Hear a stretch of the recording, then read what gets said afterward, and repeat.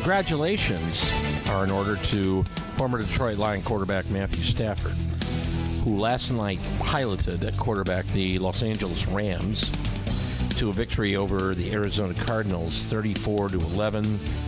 And it honestly didn't seem that close for a lot of the football. Arizona didn't finally get things going until the field goal derby for them. So not much was happening until later in the third quarter. But the defense was very good. But all eyes on Stafford because, of course, he never won here for the Detroit Lions. Well, neither did Jared Goff this year, but he had a couple of okay games. Stafford's had much better games, and he's had good receivers to help him out and a good defense. So they get the win. He moves on, and maybe a little wistful moment for the Lions and their fans. I don't know. But congrats to him. Matthew Stafford's a good guy and played hard for Detroit. Whether he won or not, it's another story, but there are a lot of guys involved with that part of the equation. Anyway, do you ever look at things involved in your day-to-day and you start saying to yourself, I need to slow down, take my time with this decision? Well, it's always good to, take your time with the decision, but how much time? And when you have to make moves in your life, does it become a case of what the old phrase is, analysis by paralysis? In other words, you end up stuck in gear, and then you're not going anyplace, not really moving. When the old line is, if you're not moving forward, you might be going backwards. So, this is a real thing for people that have a terrible time making any kind of real decision whatsoever. How do you recognize this for what it is, and how do you get past it? Let's talk to the good doctor today. Dr. John Braccio, Regional Psychological Services in East Lansing, beautiful, snowy East Lansing, Michigan, and Dr. John B. for all the podcasts online. Morning, Doc.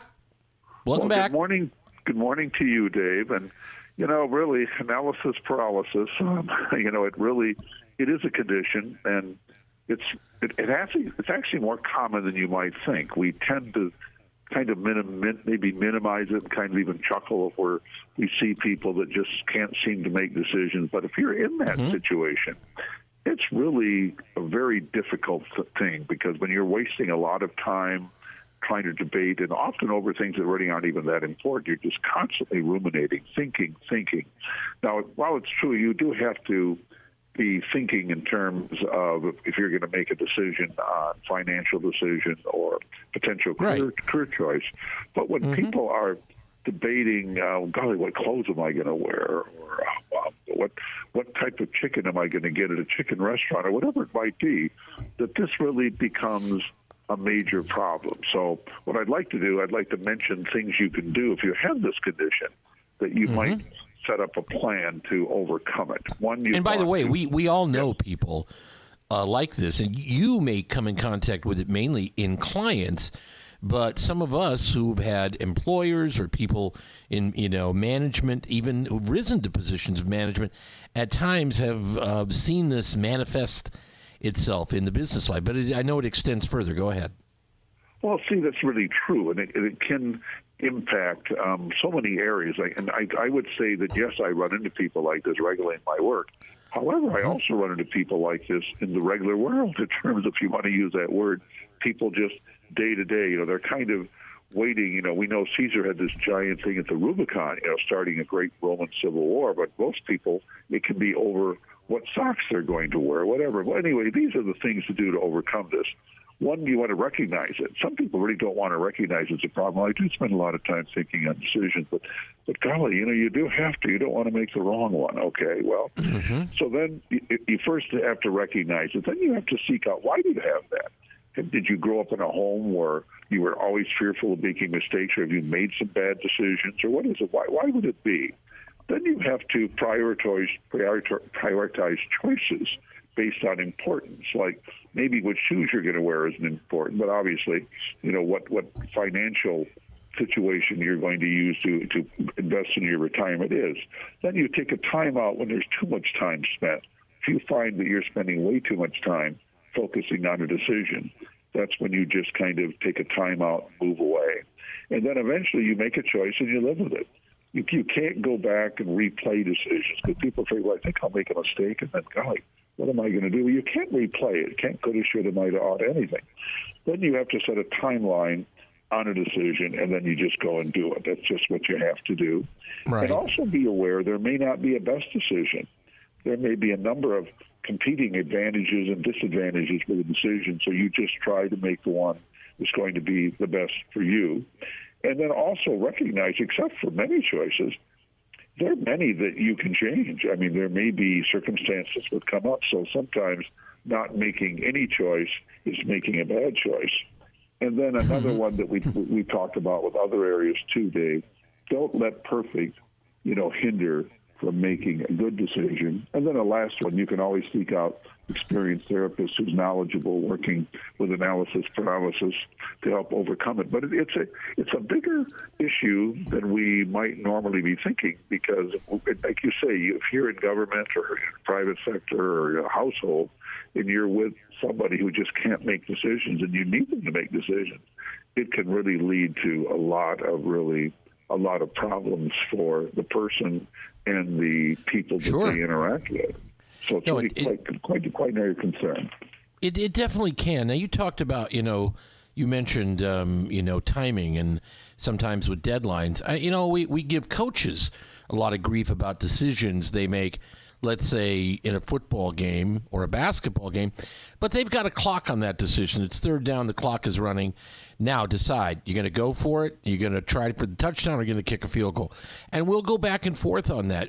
That sounds mundane, and I guess it is, but it's the same kind of thing because there's a clock. But sometimes people extend decisions that we ought to give ourselves a clock on certain things because they're not that important. We need to move on. You can't sit there and, what do I wear today? And then stare at the wardrobe closet for 2 hours. I mean, that seems preposterous. At least to me it does. But I know to some people it doesn't, and that's important to recognize of why they're not able to get it done. Well, people do that, Dave. Sports is really a good example. I think if you want to look back at some decision-making and tough decision-making, it would be Coach Tucker in the Michigan game this year. Like on fourth down when he decides to throw a long pass, he doesn't make that pass to Reed, and all of a sudden MSU very easily goes down by 3 touchdowns. Okay, exactly. But he makes the play. That's what you call making decisions that might not even have a very high percentage, but it's the only percentage you have. There are times you have to make a decision. Now, obviously, not every decision you make is going to be a sports decision, but I think when you can look at them, particularly in that game window, it could be other games too, just happens to come to my mind, the way Coach Tucker did that. I think we want to, in our regular life, day to day, whatever the decisions, if you spend a lot of the day trying to decide what decisions you're going to make, unless they're really catastrophically important, then basically you're wasting a lot of your day. And if you're also, like you say, what shoes am I going to wear today, or what socks am I going to wear, or what pants am I going to wear, those are really not areas you want to be having a lot of debate. I mean, you don't want to look like, you don't want to look all kind of wacky, if you're going out with the way the clothes you wear, but that's not where most people are making decisions. Well, and Doc, the flip side is, if one partner says to the other, I think we ought to buy a house. Well, that sounds great. Should we go do it tonight? No. Now you're going to you need to talk because you're making a commitment, or to have a child. You're making a lifetime commitment to something, and it's not like matching up socks out of the dryer. So you're right to take time and think about it. If you say, well, let's mull that over the next 5, 6, 7 years, now maybe you're starting to enter another category here. There can be a fine line, but some things require time and meditation, maybe thoughtful prayer in addition to that, to make a good or the best decision.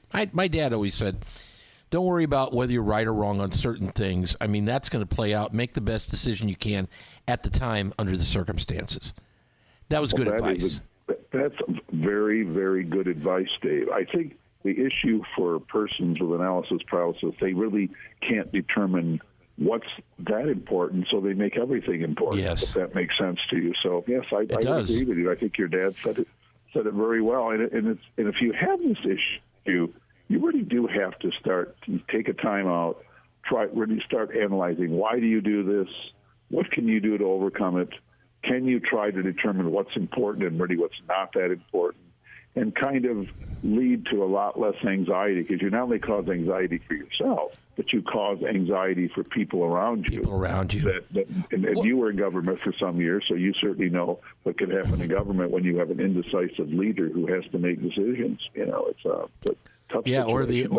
Or at times the opposite thereof. I mean, it can work both ways. But when you work with people and they break through from this, is it like an epiphany? Is it life-changing that they're able to suddenly take action, make decisions, have a day filled with decisions that they feel comfortable with, even if not everything's perfect, because it's okay with everything not being perfect. Again, perfect is the enemy of the possible, and you want the possible in your life. I think it depends on how severe the situation is. If a person just has a general problem, then I think it's important and they feel good when they change. For people that are immobilized, and there are more people than that than you might think, or spend so much of their day wasting time even on decisions that really aren't that relevant, then it can be an epiphany. It could be a really important thing. It depends on the situation. But again, ranging from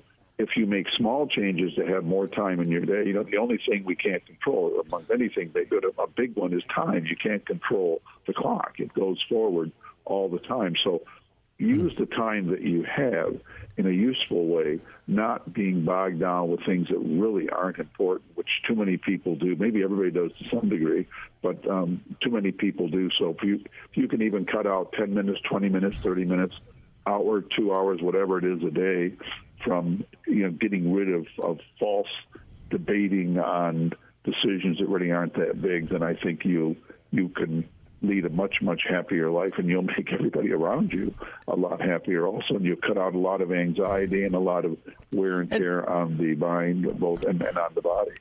And maybe, Doc, also, prioritize your decision-making to the time-based ones. I need to decide on this now. Whether we go to Cancun or Hawaii, look, wherever we go, it's going to be a winner. But we can talk about that later. We don't have to decide at this exact moment. Prioritize your decisions and become just more, comfortable with them overall. Just analysis paralysis. It is such a real thing, and it can be debilitating for people, but there's a way through, and certainly recognizing what it is and identifying is the first step to making that advancement. The good doctor with us today, Dr. John Braccio, drjohnb.com for all the podcasts, including shortly this one as well. Always good to talk to you, my friend. I hope you're having a great day and a great week. We'll visit with you next week. Well, that is the plan, my friend, and I was happy for Stafford. I think of all the years he suffered in Detroit. I'm happy for him. Good guy, and wish him the best. So absolutely. Anyway, go L.A. All right. Well, they certainly did, and looked great last night. Thanks, Doc. Take care. Okay. Stay safe. Bye-bye. We're back on the Morning Wake Up in a moment. 1320 WILS.